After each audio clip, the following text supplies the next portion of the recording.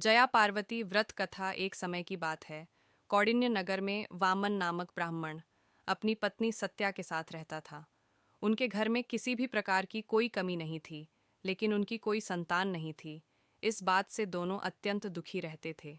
एक दिन भ्रमण करते हुए नारद जी उनके घर पर आए। उन्होंने नारद जी का सेवा सत्कार किया और अपनी समस्या का समाधान पूछा। यह सुनकर नारद जी ने उन्हें बताया कि तुम्हारे नगर के बाहर जो वन है, उसके दक्षिणी भाग में बिल्व वृक्ष के नीचे भगवान शिव माता पार्वती के साथ लिंग रूप में विराजित हैं। तुम दोनों उनकी श्रद्धापूर्वक पूजा करो। ऐसा करने से तुम्हारी मनोकामना अवश्य पूरी होगी।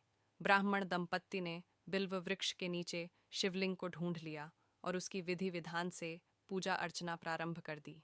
इस प्रकार 5 वर्षों तक वह दोनों नियमित रूप से भगवान शिव और माता पार्वती की पूजा करते रहे।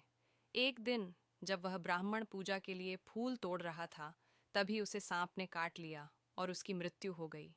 ब्राह्मण जब काफी देर तक घर नहीं लौटा, तो उसकी पत्नी चिंतित हो गई और उसे ढूंढते हुए वन में पहुंच गई। अपने पति को इस अवस्था में देखकर सत्या विलाप करने लगी और माता पार्वती का स्मरण करने लगी। ब्राह्मणी की पुकार सुनकर माता पार्वती प्रकट हुईं और ब्राह्मणी का कष्ट देखकर देवी ने ब्राह्मण के मुख में अमृत डाल दिया, जिससे ब्राह्मण पुनः जीवित हो गया। यह देखकर ब्राह्मणी अत्यंत प्रसन्न हुई और ब्राह्मण दंपत्ति ने माता पार्वती का पूजन किया। माता पार्वती ने उनकी पूजा से प्रसन्न होकर उन्हें वर मांगने के लिए कहा। तब दोनों ने माता पार्वती से संतान प्राप्ति का वरदान मांगा। माता पार्वती ने दंपत्ति से कहा कि तुम दोनों जया पार्वती का व्रत श्रद्धापूर्वक करो, इससे तुम्हारी सभी मनोकामनाएं पूर्ण होंगी।